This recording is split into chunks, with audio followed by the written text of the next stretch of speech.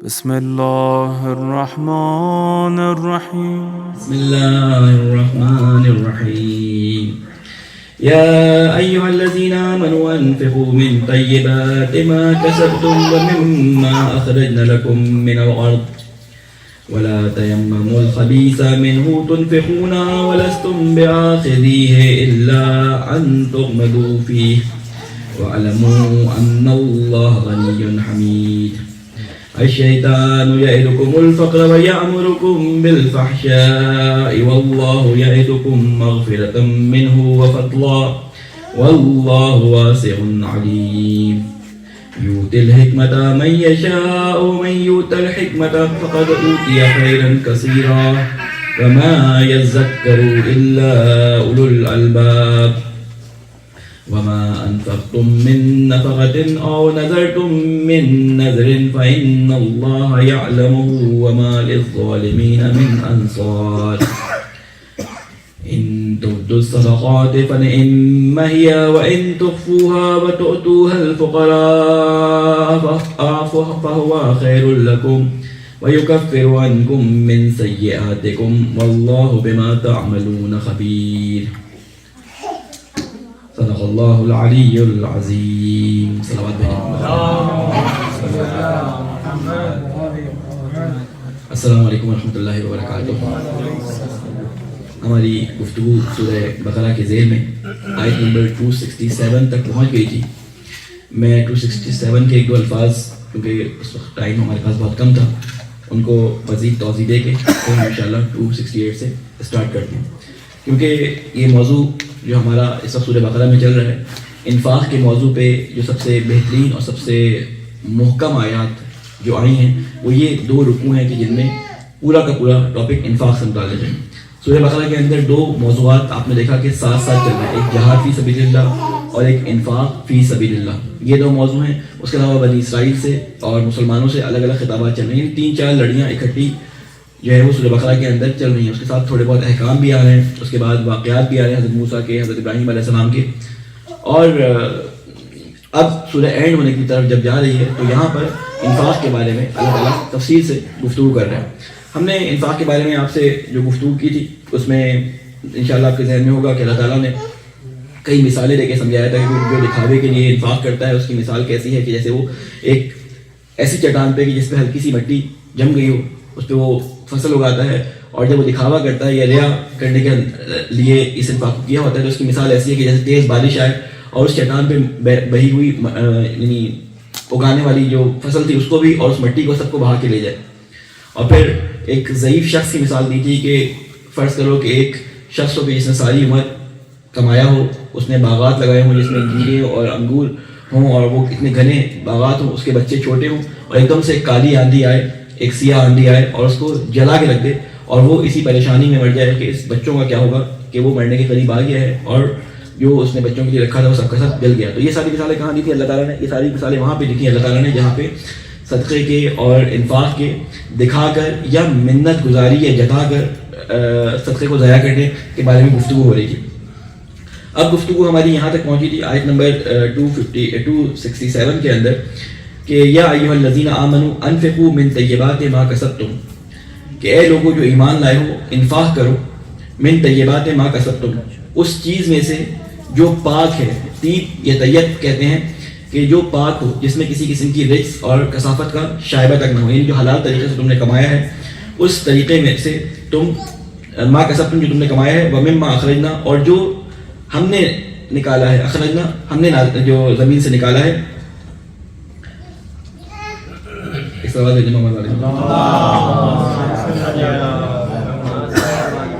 جو ہم نے زمین سے نکالا ہے اس میں سے انفاق کرو.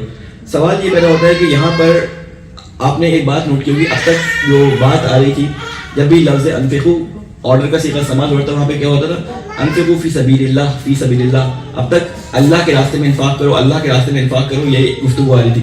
ایک دم سے یہاں پہ اب اللہ کے راستے میں انفاق کرو سائڈ سے ہٹی ہے، اب صرف آ رہا ہے انفاق کرو.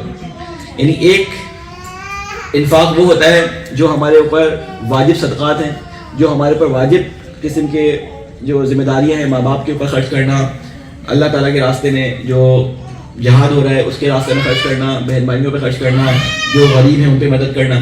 اب اس چیز کو ہٹا دیا, اب اللہ تعالیٰ ایک دوسرے اینگل سے اس کو لے کے آ رہا ہے. یہ کہتے ہیں کہ ایک تو انفاق پہلے تو پاک مال میں سے ہوگا, جو حرام کی کمائی ہو یا نجس کمائی ہو یا کسی اور کا مال ہو اس میں سے آپ انفاق کریں. یہ انفاق قابل قبول نہیں ہے. اور دو چیزیں اللہ تعالیٰ نے ذکر کی ہیں, یہی دو چیزیں تقریباً ہمارے تمام بزنسز کو, تمام چیزوں کو اپنے اندر سمو لیتی ہیں. ایک کیا چیز ہے, ایک چیز کہ ماں کسب تم, جو تم حاصل کرتے ہو, یعنی جو تجارت ہو گئی یا تم بزنس کرتے ہو یا جاب کرتے ہو, اس کے نتیجے میں جو پیسہ تمہارے پاس آتا ہے. دوسرا کہ وہ چیز جو ہم زمین سے نکالتے ہیں, زمین میں دانہ تم بوتے ہو, بیج تم ڈالتے ہو, محنت تم کرتے ہو, لیکن اس دانے کے اندر پودا لگانا, اس دانے کے اندر پھل لگانا, اس دانے کے اندر حبہ یا زراعت کو ڈالنا, یہ ہم کرتے ہیں. لہٰذا زراعت کرنے والے لوگوں کے لیے بھی اور کمانے والے لوگوں کے لیے, دونوں کے لیے کہا کہ تم اس میں سے خرچ کرو. اس کے بعد گفتگو یہاں تک پہنچتی ہے کہ ولا تیمموا الخبیث منہ تنفقون. تیمم کا لفظ آپ لوگوں نے سنا ہے, کسی کے ذہن میں اس کے معنی ہے تیمم کے؟ یہ تو اصطلاحی معنی ہے اس کے, یہ ہم نے اس کے معنی بنائے ہوئے ہیں. ٹھیک ہے, تیمم کے معنی ہے نزدیک ہونا. اما یہ امو سے نکلا, اسی سے امام نکلا ہے لفظ. ٹھیک ہے, یعنی قرب حاصل کرو, قصد کرو, ارادہ کرنا, کسی چیز کا ارادہ کرنا. تیمم کسی چیز کا ارادہ کرتا ہے. فتیمموا صعیدا, ارادہ کرو پاک مٹی کا. ٹھیک ہے, جب تمہیں وضو کی جگہ پہ تیمم کرنا ہو تو تیمم ہم نے اس کا نام رکھ دیا اصطلاحی طور پہ, لیکن اصل میں تیمم کے معنی کیا ہوتا ہے؟ ارادہ کرنا, قصد کرنا.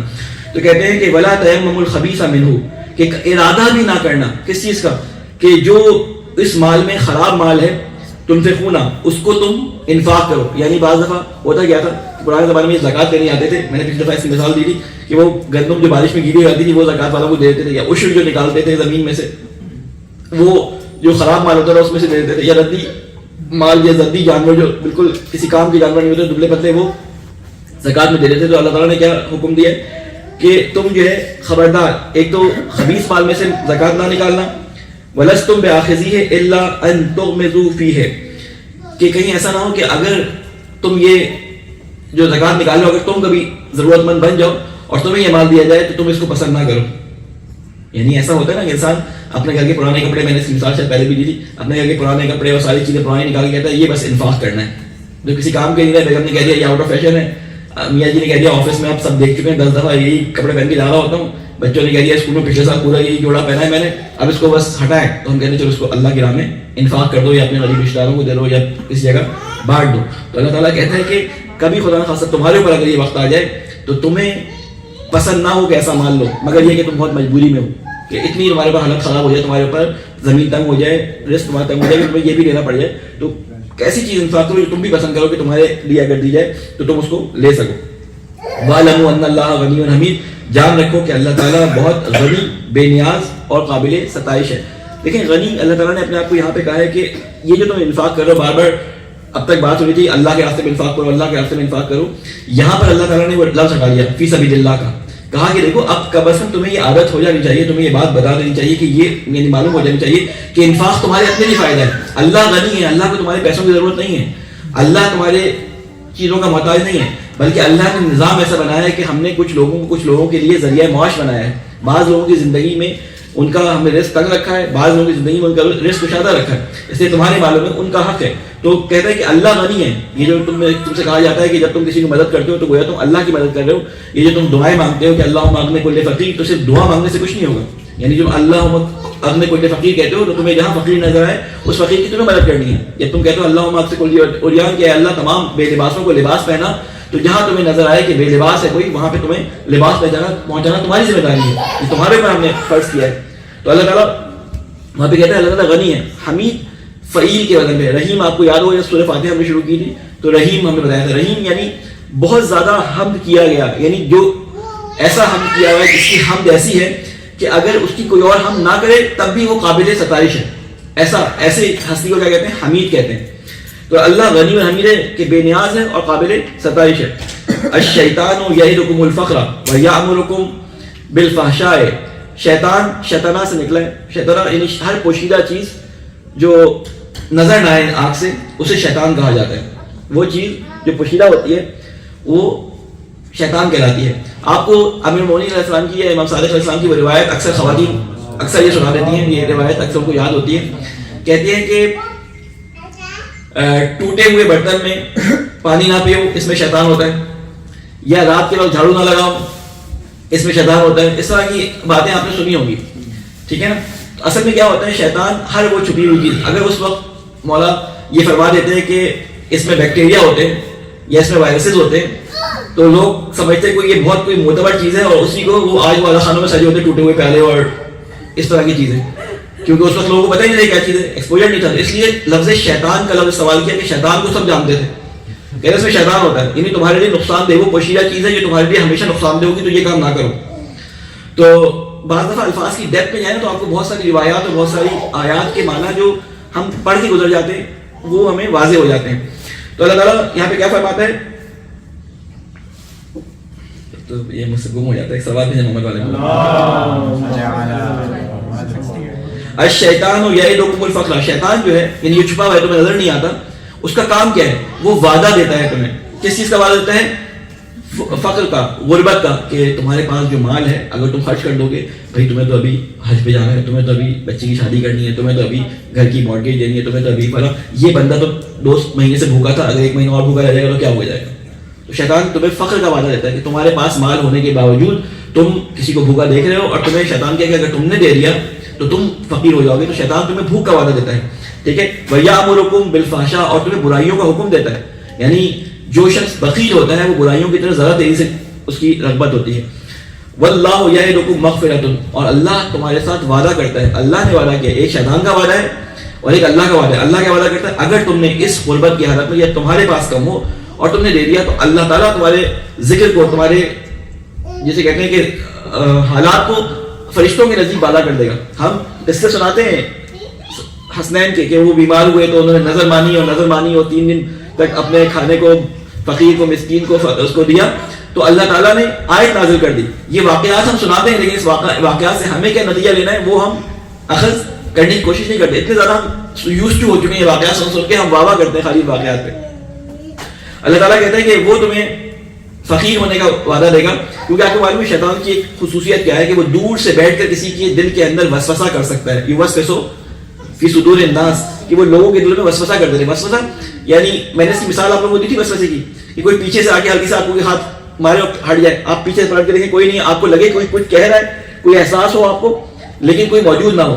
تو شیطان کے اندر یہ خصوصیت ہے کہ شیطان تھوڑی دیر بعد انسان کے دل میں دور سے بیٹھا, اس کے وائی فائی سگنل اتنے مضبوط ہیں کہ یہ جنت سے باہر بیٹھا تھا, اللہ تعالیٰ کے دل میں وہیں سے وہ وسوسہ کر رہا تھا, دور سے بیٹھا ہوا, ٹھیک ہے. تو یہ سوچیں کہ وہاں پہ اتنا پاورفل اس کا نیٹ ورک چل رہا تھا, تو یہاں پہ کیسا پاورفل چل رہا ہوگا نیٹ ورک. یہاں پہ تو دور سے بیٹھ کے وسوسہ کرتا ہے, ایک ہلکی سی ویڈیو آتی ہے, ایک ہلکی سی جو ہے وہ ٹیلی گرام پہ پوسٹ آتی ہے یا فیس بک پہ پوسٹ آتی ہے, ہم کسی کے خلاف ہو جاتے ہیں یا کسی کے بہت حق میں ہو جاتے ہیں, یا کسی کو گالیاں دینے لگتے ہیں, یا کسی کے لیے دل میں ہمارے بہت محبت بڑھ جاتی ہے.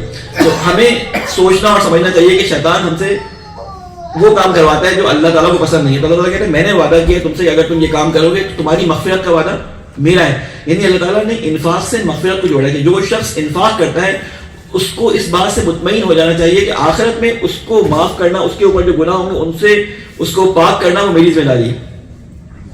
اللہ اپنے حقوق کو خود وہاں معاف کر دے گا. تو کہتے ہیں ایسا سودا ہے کہ اللہ نے وعدہ کیا ہے اس کا, کہ یہ قیامت کی بات ہو رہی ہے, قیامت میں اللہ تمہاری مغفرت کرے گا, ہو سکتا ہے تمہیں یہاں پتہ نہ چلے. پھر اس کے بعد فرمایا کہ واللہ واسع علیم, اور اللہ بہت وسعت والا اور سب کچھ جاننے والا ہے. یعنی تم جو انفاق کرتے ہو وہ حالانکہ چھپا ہوتا ہے, تمہیں کسی کو دکھانے کی ضرورت نہیں ہوتی, تم چھپ کے دیتے ہو. تم نے اپنے بھائی کی مدد کر دی, اپنے بہن کی مدد کر دی, کسی رشتہ دار کی مدد کر دی, یا چلتے پھرتے کسی بے گھر کی مدد کر دی, کسی کو پتہ نہیں چلتا تم نے کیا کیا. مسجد کے چندے باکس میں تم نے چندہ ڈال دیا. یہ ساری گفتگو میں کر چکا ہوں, لیکن کیونکہ انفاق کی گفتگو چل رہی تھی اگلی گفتگو سے متصل ہے تو میں نے اس کو ریپیٹ کر دیا. تو کہتے ہیں کہ اللہ تعالیٰ کہتے ہیں تم ڈال دیتے ہو, لیکن میں اس کو جانتا ہوں کہ تم نے کیا ڈالا تھا, اور اس کے اندر کتنا یعنی پھیلاوا اور کتنا بڑھانا اس کے اندر ہے وہ تمہارے خلوص پہ ڈیپینڈ کرتا ہے کہ کتنی تمہاری نیت خالص ہے. اللہ تعالیٰ اسی حساب سے بڑھا دیتا ہے. آپ کو یاد ہوگا گندم کے دانے کی مثال اللہ تعالیٰ نے دی تھی. پھر آگے اللہ تعالیٰ فرماتا ہے یؤتی الحکمۃ من یشاء. اب ایک دم سے انفاق کی بات ہوتے ہوتے حکمت کی بات شروع ہو گئی. مطلب یہاں پہ اس کا موضوع سمجھ نہیں آتا تھا کہ بھئی یہ حکمت کی بات ایک دم سے انفاق سے حکمت کی کیا تعلق ہے. اگر آپ حکمت کے لفظ کی طرف غور کریں تو علماء اس کے بارے میں کہتے ہیں, بلکہ آپ قرآن مجید سے آپ کو بتاؤں کہ اللہ تعالیٰ نے جو نبی کی بعثت کا مقصد سمجھایا ہے وہ کیا, یعلمہم الکتاب والحکمہ. 2 چیزیں نبی تمہیں سکھاتا ہے, کتاب سکھاتا ہے اور حکمت سکھاتا ہے. حکمت کیا ہوتی ہے؟ حکمت وہ کام ہوتا ہے, وہ وزڈم یا وہ چیز کہ جس کی وجہ سے آپ کو کسی چیز کے نتیجے پہ ایسا پکا یقین ہو جاتا ہے کہ آپ اس نتیجے سے ڈرنے لگتے ہیں. علم سب کو ہوتا ہے, قیامت میں یہ ہونے والا ہے, قیامت میں یہ ہونے والا ہے, قیامت میں یوں ہوگا, یہ کیا تو یوں ہوگا, علم سب کو ہوتا ہے. لیکن اس علم کے نتیجے کو درک کرنا اسی حال میں کہ جب وہ کوئی عمل انجام دے رہا ہو, اسے کہتے ہیں حکمت. کہ اگر میں یہ یہاں سے اٹھا کے یہاں رکھ رہا ہوں اور کسی پیر کے نیچے آ جائے گا, یا زمین پہ کوئی چیز پڑی ہے, میں نے اس کو اٹھا کے یہاں سے ہٹا کے سائڈ میں رکھ لیا, تو میرے ذہن میں فوراً وہ نتیجہ آ جائے گا کہ اس کے نتیجے میں مجھے قیامت میں اللہ تعالیٰ کیا دینے والا ہے, اس کے نتیجے میں قیامت میں مجھے کیا بھگتنا پڑے گا. اسے کہتے ہیں حکمت. یعنی اللہ تعالیٰ کا نبی کیا کرتا ہے کہ ایسے اعمال لوگوں کو سکھاتا ہے, ایسے کردار لوگوں کے بناتا ہے, ایسا اخلاق لوگوں کو سکھاتا ہے کہ لوگوں کو وہ معرفت, وہ حکمت حاصل ہو جاتی ہے کہ اس عمل کے نتیجے میں اللہ تعالیٰ اس کے ساتھ کیا کرنے والا ہے, اس کے آنکھوں کے سامنے آیا ہونا شروع ہو جاتا ہے. جتنی زیادہ انسان کے اندر حکمت ہوتی ہے اتنا زیادہ اپنے آپ کو بچا کے چلتا ہے, جب بچا کے چلتا ہے تو اتنا ہی زیادہ وہ متقی ہوتا چلا جاتا ہے. تو اللہ تعالیٰ فرماتا ہے یؤتی الحکمۃ من یشاء, اللہ عطا کرتا ہے حکمت جسے چاہتا ہے. ومن یؤت الحکمۃ فقد اوتی خیرا کثیرا, اور جسے یہ حکمت مل جاتی ہے چاہے اس کی جیب میں پیسہ نہ ہو, لیکن یہ اللہ کی طرف سے اس کے لیے بہت بڑی خیر ہے اس کے اندر. یعنی وہ سمجھ جاتا ہے کہ یہ غربت, یہ امتحان, یہ فتنہ, یہ بلا, یہ اللہ تعالیٰ نے میری آزمائش کے لیے بھیجا. یعنی وہ حکمت میں وہ تمام چیزوں کو جو اس کے اوپر آ رہی ہوتی ہیں ان کی ڈیپتھ میں چلا جاتا ہے. آپ امام سجاد کی دعائیں اٹھا کے دیکھیں گے, امام صادق علیہ السلام سے, بلکہ امام سجاد سے جو دعائیں ہیں اس میں بعض جملات ایسے ملتے ہیں, اے اللہ مجھے ہر کام کو ایسا دیکھنے کی توفیق عطا فرما جیسا کہ اس کی حقیقت ہے. یعنی ہر چیز کی حقیقت میری آنکھوں کے سامنے آیا ہو جائے. اسی چیز کو کیا کہتے ہیں؟ حکمت کہتے ہیں. تو اللہ تعالیٰ کہتا ہے کہ اور جسے یہ حکمت مل جاتی ہے تو در حقیقت اسے خیر کثیر مل جاتی ہے. خیر کثیر, اور یہ لفظ خیر کثیر اللہ تعالیٰ نے کہاں پہ استعمال کیا ہے؟ انا آتینا کل کوثر, کہ ہم نے آپ کو خیر کثیر عطا کی ہے. تو اللہ تعالیٰ نے جہاں پہ خیر کثیر عطا کرنے کا ذکر کیا ہے وہاں پر پیسے کی انوالومنٹ رکھی ہے, اور پیسے کی انوالومنٹ کا تعلق اتنا رکھا ہے کہ اگر انسان کو پیسہ دیا ہے تو پیسے سے اس طرح سے لگ رہا ہے جیسے جنت کو خریدا جا سکتا ہے. ابھی ابراہیم علیہ السلام کا وہ میں نے آپ کو قول پڑھ کے سنایا تھا, امام حسن کو نصیحت تھی کہ اے اللہ, اے بیٹے اپنے مال کو کسی غریب کے کندھوں پہ رکھ دو تاکہ یہ تمہیں وہاں پر پہنچا دے کہ جہاں پر تمہیں اس مال کی شدت سے ضرورت ہوگی. یعنی اتنا مال تم اپنے کندھے پہ لے کے دنیا میں گھومو گے, کندھا بھی جھکا رہے گا. مال سے مراد ہر وہ چیز جو تمہارے پاس موجود ہے اور جو تم دوسرے کو دے سکتے ہو, تمہاری ضرورت سے زیادہ کی ہے. تو اللہ تعالیٰ یہاں پہ کیا کہہ رہے ہیں؟ ایک سوال پہلے محمد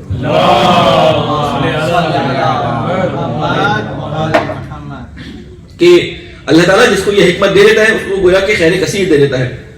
وما یذکر الا اولو الالباب, اور نہیں تذکر پاتے.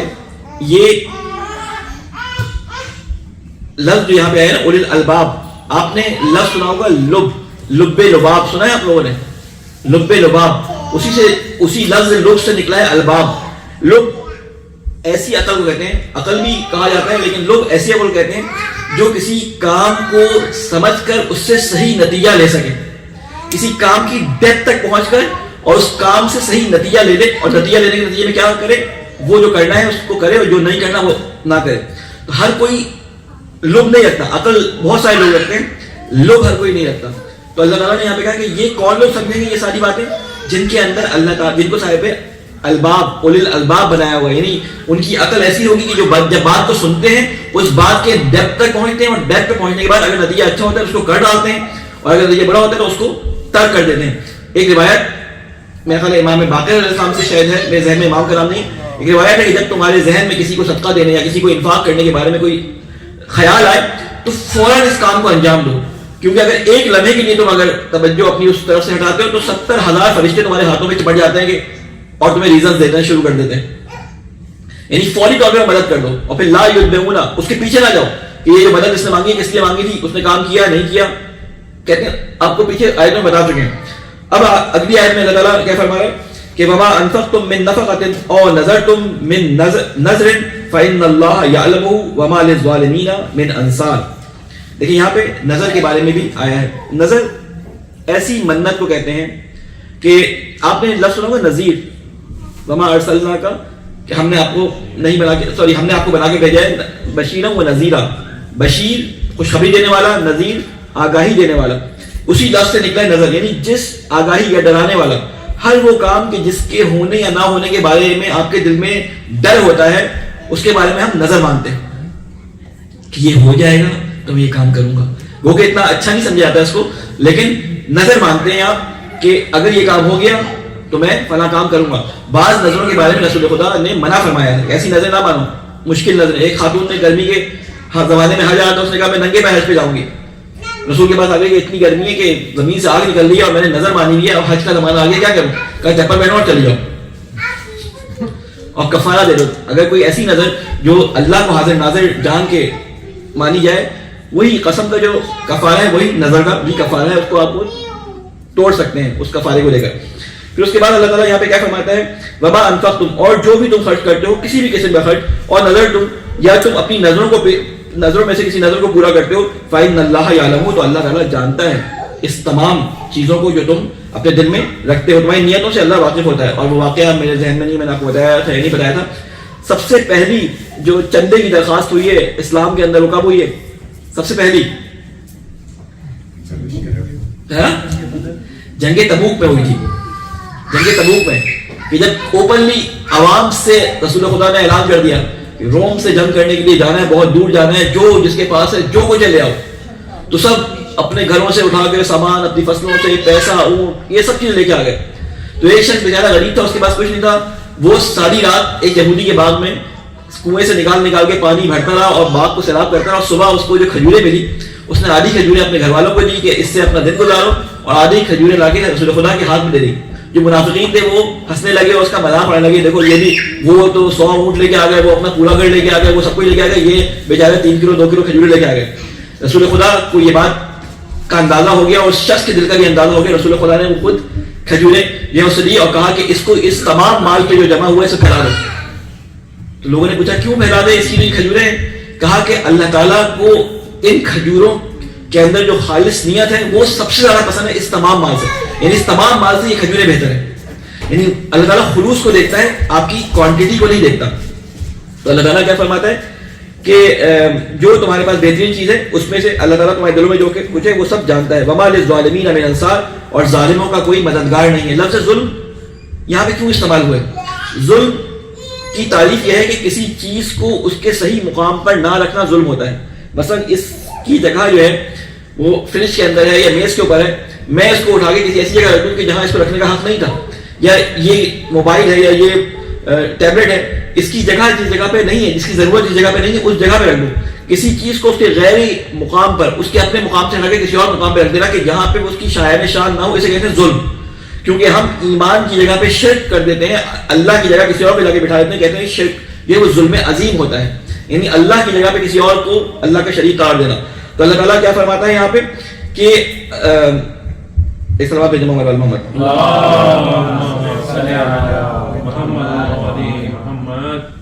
جو ظلم کرتا ہے ظالمین, اللہ اس کا مددگار نہیں ہے. یعنی ظالمین کا کوئی مددگار نہیں ہے. کیا مطلب ہے کہ جس کے پاس مال تھا اس نے بجائے اس کے کہ اس کو خرچ کرے, اس نے اپنی لگژریز کو بڑھانے کے لیے, اپنے اسٹیٹس کو بڑھانے کے لیے اس کو خرچ کر لیا. یعنی اتنی خطرناک آیات ہیں یہ انفاق کے بارے میں یہاں پہ کہ اس کو عموماً پڑھا بھی نہیں جاتا کہیں بھی, نہ مجالس میں اس کو پڑھا جاتا ہے. صرف اس وقت جو چندہ جمع کیا جا رہا ہوتا ہے تو ان میں سے 2-4 آیتیں ہم لوگ پڑھ دیتے ہیں. ہمارے جو علاقے کے لوگ ہیں, ہمارے اس طرف کے جو لوگ ہیں, اور جن کو چاہیے ہوتے ہیں وہ لکھ کے لگا دیتے ہیں, اور جن کو بلاتے ہیں ان سے کہتے ہیں 2-4 آیتیں آپ بھی پڑھ دیں, تو یہاں سے پڑھ دیتے ہیں. لیکن اس کی ڈیپتھ میں اللہ تعالیٰ نے اتنا واضح کیا, اتنا لمبا موضوع کسی چیز کے بارے میں نہیں آیا. قرض و انفاق کے بارے میں جتنا اللہ تعالیٰ نے قرآن مجید میں بیان کیا, کسی چیز کے بارے میں شاید اتنا نہیں آیا ایک ساتھ. ٹھیک ہے, پھر اللہ تعالیٰ کیا کہتا ہے کہ ان کا کوئی مددگار نہیں, یعنی انہوں نے ظلم کیا, ان کے مال میں جو حصہ تھا انہوں نے اپنے اوپر خرچ کر لیا, کہیں اور خرچ کرنا چاہیے تھا اس کو. اب اللہ تعالیٰ آگے ایک اور اینگل سے اس کو سمجھانے کی کوشش کرتا ہے. ان تبدوا الصدقات فنعما هي وان تخفوها وتؤتوها الفقراء فهو خير لكم. اگر تم علانیہ اعلان کر کے, ظاہر کر کے, دکھا کر صدقہ دو تو یہ بھی تمہارے لیے بہتر ہے. کیونکہ بعض صدقات جو ہوتے ہیں وہ اعلانیہ دیے جانے بہتر ہوتے ہیں. جیسے زکوٰۃ ہے وہ اعلانیہ دی جاتی ہے. جیسے کسی جگہ پر کوئی دینے والا موجود نہ ہو, وہاں پہ ایک شخص ہاتھ اٹھا کے کہہ دے کہ جی میری طرف سے اتنے پیسے, تو کہتے ہیں کہ فرسٹ اسٹیپ جب اٹھاتا ہے تو اس کو دیکھ کر وہ کہتے ہیں نا کہ ہی بریک دا آئز, اس نے برف توڑ دی جو لوگوں کے دماغ میں جمی ہوئی تھی کہ جب وہ دیتا ہے تو لوگوں کی ہمت بنتی ہے کہ جو اتنا بڑا آدمی دے رہا ہے تو یقیناً یہ اس کو معتبر سمجھتا ہوگا تو دے رہا ہے نا. تو اسی لیے آپ نے دیکھا ہوگا کہ جہاں پہ ڈونیشن دیے جا رہے ہوتے ہیں وہاں پہ سب سے پہلے جو ڈونیشن لینے والا ہوتا ہے وہ اپنی طرف سے ڈونیشن دیتا ہے, کیوں؟ اس لیے کہ اس کو لگ رہا ہے کہ جب یہ اس کاز کے لیے دے رہا ہے تو اس کا مطلب یہ کاز صحیح ہوگا. تو اب بڑے بڑے جب لوگ اٹھتے ہیں تو پھر چھوٹے لوگوں کو ہمت ہوتی ہے. یہاں پر کہا جاتا ہے کہ آپ اعلانیہ دیں لیکن اماؤنٹ نہ بتائیں. اماؤنٹ بتانے کی وجہ سے کیا ہوتا ہے کہ جو شخص تھوڑی رقم دینا چاہتا ہے وہ شرما جاتا ہے, وہ دے بھی رہا ہوتا ہے تو دینے سے کتراتا ہے, کیونکہ سب کے اماؤنٹ بیان کیے جاتے ہیں, نام بیان کیے جا رہے ہوتے ہیں. تو اس کی وجہ سے اکثر آپ نے جب بھی فنڈ ریزنگ ہوتی ہے میں ہمیشہ کہتا ہوں کہ نام نہ لیں. جو نام لینے کے لیے کہتے ہیں ان سے بولیں کہ ٹھیک ہے ہم ایک دو کا نام لے لیتے ہیں لیکن باقی نام نہ لیں, وہ زیادہ اللہ تعالیٰ کو پسند ہے.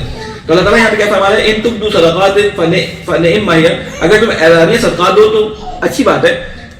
وَإِن تُخْفُوهَا وَتُؤْتُوهَا الْفُقَرَاءَ, لیکن اگر تم اس کو چھپا کر حاجت مندوں کو دو تو فَهُوَ خَيْرٌ لَكُمْ, تو یہ زیادہ بہتر ہے تمہارے لیے. یعنی چھپا کے دینا زیادہ بہتر ہے. ضروری نہیں ہے کہ آپ نے اگر $10,000 دے دیے تو آپ بولیں کہ میرے نام, میرے ابا کے نام کا, مرحوم کے نام کا ایک پنکھا لٹکا ہے, اس پہ نام لکھا ہو فاتحہ برائے فلاں فلاں فلاں, یا ایک اینٹ یہاں پہ لگائے کہ فاتحہ برائے فلاں ڈونر. تو یہ نہ کرو. فرشتوں کو پتا ہے کہ تمہارے ابا کے نام پہ دیا گیا ہے تو تمہارے ابا کے نام پہ فرشتوں کو پتا ہے. لوگوں نے فاتحہ اس کو دیکھ کے نہیں پڑھنی, لوگوں نے فاتحہ پڑھ دینی ہے. بری بات نہیں ہے, لیکن اللہ تعالیٰ کہتے ہیں کمپیریزن کر کے بتا رہا ہے ابھی, کیونکہ بات ہو رہی ہے دو چیزوں کی, کہ اعلانیہ بھی لے سکتے ہو لیکن بعض جگہ پہ اعلانیہ دینا حرام ہے. کسی شخص کے بارے میں پتا چل گیا اس کو ضرورت ہے اور آپ نے سب کے سامنے جا کے, عموماً ہمارے مجلس میں جو ہے نا وہ یہ چیز دیکھی جاتی ہے, یہاں پہ امریکہ میں خاص طور پہ ہوتا ہے کہ وہ کیونکہ چندہ جمع کر کے پیسے جمع کیے ہوتے ہیں تو مولانا کو پیسے لوگوں کے سامنے دیتے آگے کہ مولانا یہ آپ کا لفافہ سب کے سامنے. یعنی اتنی شرمندگی, امبیرسمنٹ فیل ہوتی ہے اس بارے میں کہ جیسے ان سے طے پہلے سے کیا ہوا تھا اور یہ جو ہے وہ آگے آپ کو جو ہے آپ سب لوگ دیکھو بھائی آپ نے جو پیسے دیے تھے یہ مولانا کو دے رہے ہیں, یہ دیکھیں لفافے کی سائز. اتنی بری بات ہوتی ہے, اتنی امبیرسمنٹ والی بات ہوتی ہے, یعنی بندہ شرمندگی سے مر جائے آگے سے. لیکن کیوں؟ کیونکہ وہ دکھانا ہوتا ہے لوگوں کے چندوں کا جواب دینا ہوتا ہے. تو اللہ تعالیٰ یہاں پہ کیا کہہ رہے ہیں کہ چھپا کے دو زیادہ بہتر ہے.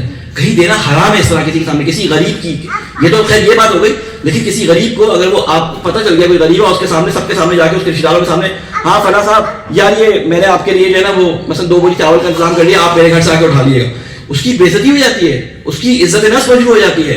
اور جتنا اس کا دل ٹوٹتا ہے اس کا جواب کون دے گا جا کے؟ اگر آپ کو پتہ چل گیا تھا ایک شخص سفید پوش ہے تو آپ کو چھپ کر دینا چاہیے تھا, وہاں پہ بتانا بھی حرام ہے. منت اور اذیت تو باطل کر دیتی ہے بلکہ ضائع کر دیتی ہے.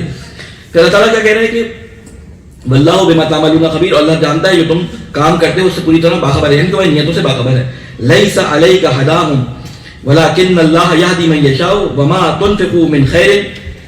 پہلے اس کا ترجمہ کرتا ہوں, لیس علیک ہداہم, نہیں ہے تم پر اے نبی ذمہ داری کہ ان کو راہ پر لانے کی, ولکن اللہ یہدی من یشاء, بلکہ اللہ ہدایت بخشتا ہے جسے چاہتا ہے.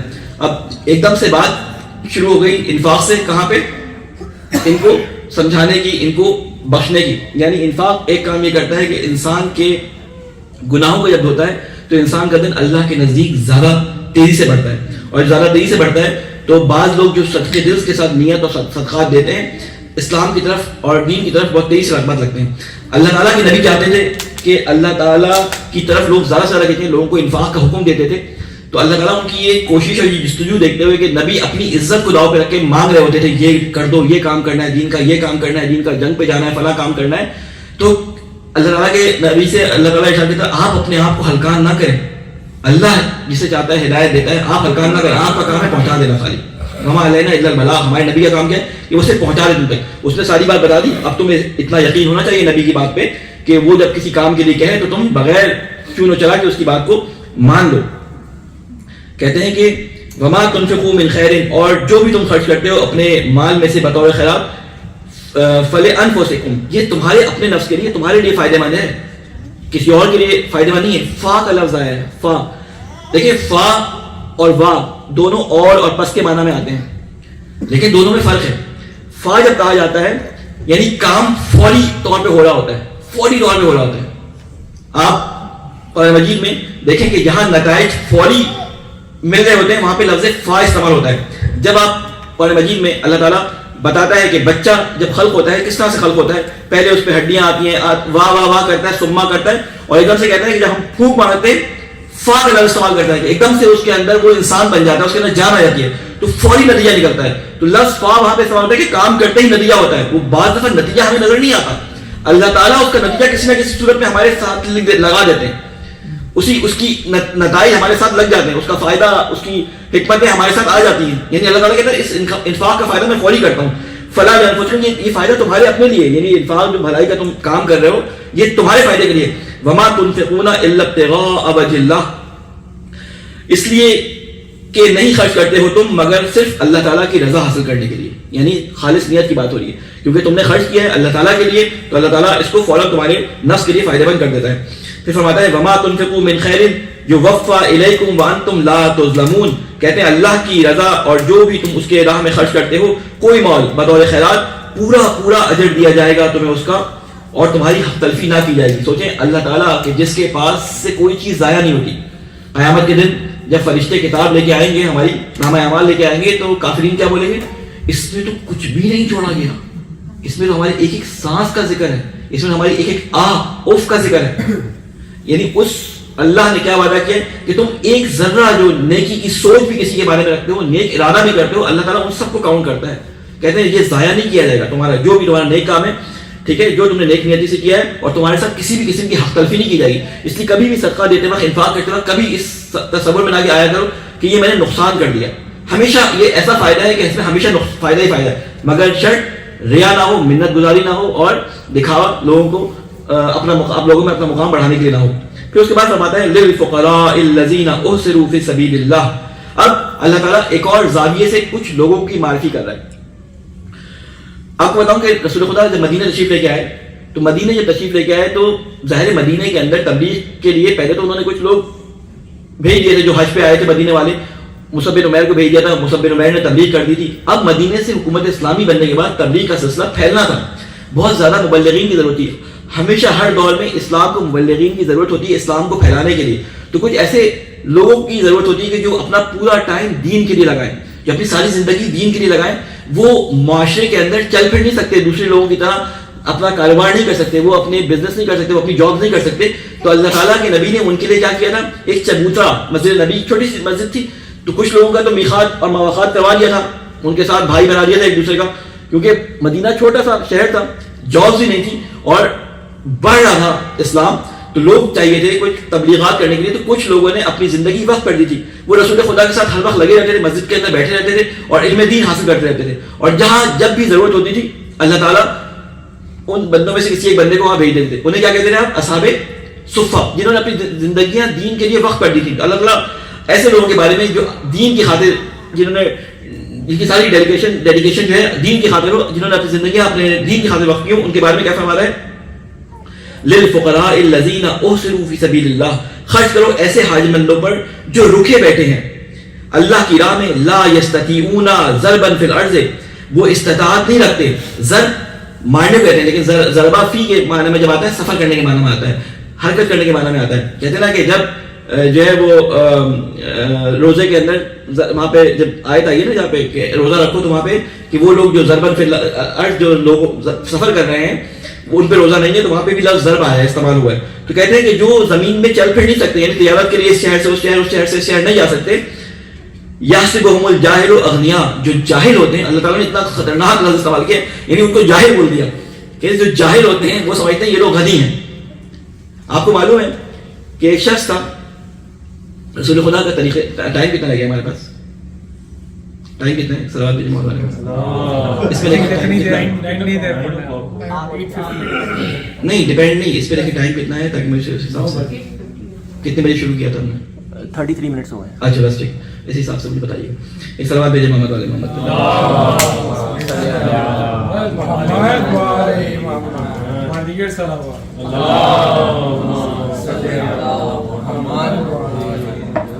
یہ کوئی بس تو ہے نہیں کہ ڈرائیور کے ہاتھ میں زیادہ جا رہی ہے اور اب ڈرائیور جہاں لے جائے جس وقت ہو گئے. نماز کا وقت تو آنا نہیں. ہاں نماز کا وقت تو آنا نہیں ہے، ٹھیک ہے.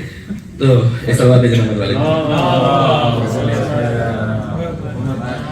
تو اللہ تعالیٰ کے نبی نے مکے کے اندر جو سب سے بڑی پرابلم آئی وہ کیا آئی کہ وہی بات نا حکمت لوگوں کے اندر آ نہیں پا رہی تھی. مثال کے طور پہ نبی اتنی توجہ کے ساتھ، اتنی محنت کے ساتھ پتھر کھا رہے تھے، تعلیمات دے رہے تھے، اللہ تعالیٰ کی باتوں کو پہنچا رہے تھے، لوگ سمجھ رہے تھے، جو مبلغین تھے وہ باتوں کو سمجھا رہے تھے. لیکن ہو کیا رہا تھا؟ کہتے ہیں ہم لوگوں کو بتاتے ہیں، وہ کہتے ہیں ہاں یہ دین سچ ہے، یہ صحیح بات کر رہے ہیں، لیکن پھر کہتے تھے کہ ابو الحکم نے نہیں مانا. ابو الحکم نے نہیں مانا اس کا مطلب ہے کہ یہ دین میں کوئی گڑبڑ ہے. ابو الحکم نے نہیں مانا، مدینے کا ایک بڑا سردار وہ نہیں مان رہا تو اس کا مطلب کوئی گڑبڑ ہے. جب ہی ورنہ ساری باتیں صحیح ہیں, ہمیں سب سمجھ آ رہا ہے, اس کے نتائج بھی ہمیں نظر آ رہے ہیں, دین اسلام کے فوائد بھی نظر آ رہے ہیں, اس کے نہ ماننے کے عذاب بھی نظر آ رہے ہیں, لیکن کیونکہ ابو الحکم نے نہیں مانا تو ہم نہیں مان سکتے. یہ پرابلم اتنی زیادہ تھی کہ رسول خدا نے فیس کی, تو کہا کہ بھائی کیا مسئلہ ہے, تو انہوں نے بتایا کہ یہی مسئلہ ہے, کیونکہ سارے لوگ مان جاتے ہیں لیکن ابو الحکم کی وجہ سے نہیں مانتے. ابو الحکم کون تھا؟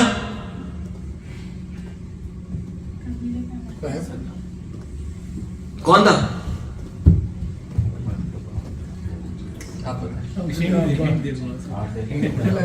اس کا ابا تھا وہ جو معاویہ کے ساتھ. پریشان میں خود بتاتا ہوں. ابو الحکم جو ہے رسول خدا کے چچا, جسے آپ ابو جہل کے نام سے جانتے ہیں, اس کا اصل نام ابو الحکم تھا, حکمت کے لیے مشہور تھا, یعنی اس کے فیصلے سردار, بڑا سردار تھا. یہ نہیں مانتا تھا, اس کی وجہ سے لوگ کہتے تھے اس نے نہیں مانا تو رسول خدا نے وہ ابو الحکم نہیں ابو الجہل ہے, کیونکہ اس نے اسلام کو جانتے بوجھتے خود بھی نہیں مانا اور لوگوں کے راستے بھی مانے, تو اس کا نام آج ابو الحکم جانتا ہی نہیں کوئی. سب ابو جہل کے نام سے جانتے ہیں, شاید اس کا نام ہی ابو جہل تھا. کہ کیسا نام رکھا تھا ابا نے؟ نہیں بھائی, وہ کنیت نہیں تھی, یہ رسول خدا نے اس کا نام رکھا تھا. تو باہر معاشرے کے اندر یہی چیز ہوتی ہے. آج کے زمانے میں بھی بعض دفعہ بعض بڑی شخصیات کی وجہ سے بہت ساری باتیں چھوٹے لوگوں کو سمجھ آ جاتی ہیں, لیکن کہتے فلاں عالم نے نہیں مانی, فلاں شخص نے نہیں کہا تو ہم بھی نہیں مانیں گے. اور یہی پرابلم امام زمانہ کے زمانے میں بھی ہوگی کہ بہت بڑی بڑی شخصیات ہوں گی, بہت بڑے بڑے سائنسدان ہوں گے, بہت بڑے بڑے علمی جسے کہتے ہیں کہ آئیکنز ہوں گے, ان کی اتباع نہ کرنے کی وجہ سے لوگ کہیں گے یار وہ تو ایلان ماسک تو وہاں لے گیا, ناسا پہ لے گیا, اس نے پتہ نہیں فلاں کون کمپنی بنا دی, اس نے تو اتنی بڑی کمپنی بنائی, وہ ابھی تک اسلام لے کے نہیں آیا, اس کا مطلب اسلام میں کوئی گڑبڑ ہے. ساری باتیں صحیح ہیں لیکن وہ تو اتنا کما رہا ہے, وہ ناسا پہ پہنچ گیا, وہ فلاں جگہ. تو ایسے لوگ امام زمانہ کے زمانے میں بھی جو ہے وہ مصیبت کا شکار ہوں گے. تو اس زمانے سے بچنے کے لیے ہم کیا کر رہے ہیں؟ ہم ان کو کیسے ابو جہل بنا سکتے ہیں؟ ہم ان کو ایسے ابو جہل بنا سکتے ہیں کہ ہمارے اندر اتنی علمی اتنی صلاحیتیں ہوں ہمارے بچوں کے اندر, ہم ٹیکنالوجی میں علم میں اتنا آگے جائیں کہ آپ آئیکن ہو جو امام زمانہ کو مان رہے ہوں, جو رسول کی سیرت کو مان رہے ہوں, تاکہ آپ کو دیکھنے کے بعد بولیں ہاں فلاں شخص وہ اسلام لے کے آ گیا ہے, وہ امام زمانہ کے پیچھے جا رہے ہیں تو ہم بھی اس کے پیچھے جائیں. تو ہمیں اپنے علمی میدان میں اپنے بچوں کی طرف توجہ دینی پڑے گی. اب کچھ عرصے کے لیے یہ والی دعائیں کرنا چھوڑ دیں کہ اے اللہ ہمارے بیٹے کی لمبی عمر اور لمبی زیرو تعداد والی جاب لگا دے, کہ ایسی جاب لگائے کہ جو علمی رتبے میں اس کو اتنا آگے لے جائے کہ لوگوں کے لیے آئیکن ہو جائے.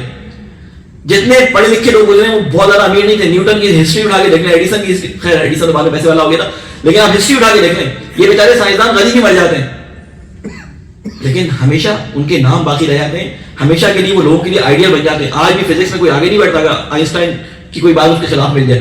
نیوٹن کتنے عرصے تک بابا فزکس رہا, پھر جا کے آئنسٹائن نے اس ہول کو توڑا.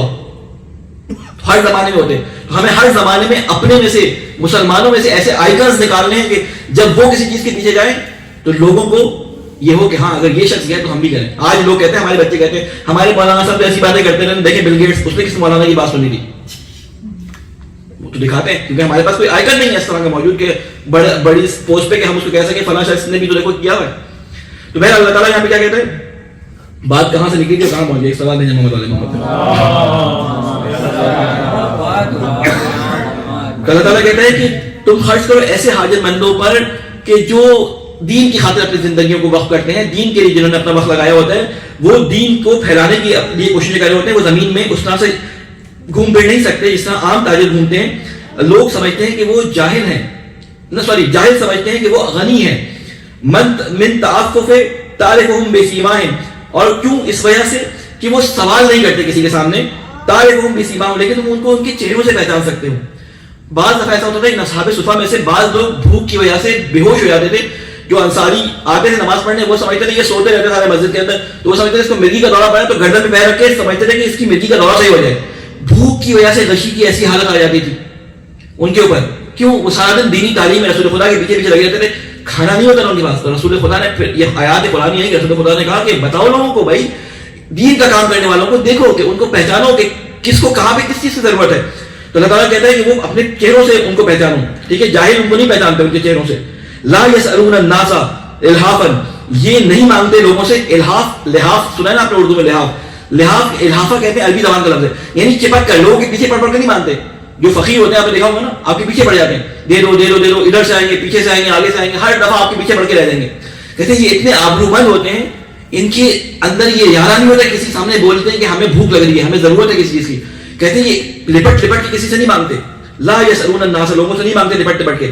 وما تنفقوا من خیر فإن اللہ بہ علیم, اور جو بھی تم خرچ کرو گے ان کے لیے, ان کے اوپر کوئی مال بھی, بے شک اللہ اسے جانتا ہے. ہر زمانے میں, ہر موقع میں اللہ تعالیٰ کے دین کو ایسے لوگوں کی ضرورت ہوتی ہے کہ جو اللہ تعالیٰ کے دین کو بڑھائیں. وہ ہر جگہ دنیا میں ہو سکتے ہیں. تو اللہ تعالیٰ نے یہاں پہ آیتوں میں ایک ایک پہلو دیکھے الگ الگ ذکر کیا ہے. پھر آگے فرمانے الذین ينفقون اموالهم باللیل والنہار, وہ لوگ جو خرچ کرتے ہیں اپنا مال دن میں اور رات میں, سرا وعلانیہ, چھپا کر اور ظاہر کر کے, فلہم اجر عند ربہم, ان کا اجر ان کے پروردگار کے پاس ہے. ولا خوف علیہم, ان کو کوئی خوف نہیں ہوگا. ولا ہم یحزنون, اور نہ وہ غمگین ہوں گے. صدق اللہ العلی العظیم. ایک صلوات بھیجیں محمد. اب یہاں سے جو گفتگو آگے شروع ہونے والی ہے وہ ربا کی بحث جو ہے وہ شروع ہونے والی ہے. انشاءاللہ اس کو ہم اگلے ہفتے سے شروع کریں گے. یہاں تک اگر کسی کو کوئی سوال ہو اسی موضوع سے متعلق تو کر سکتے ہیں. صلوات بھیجیں.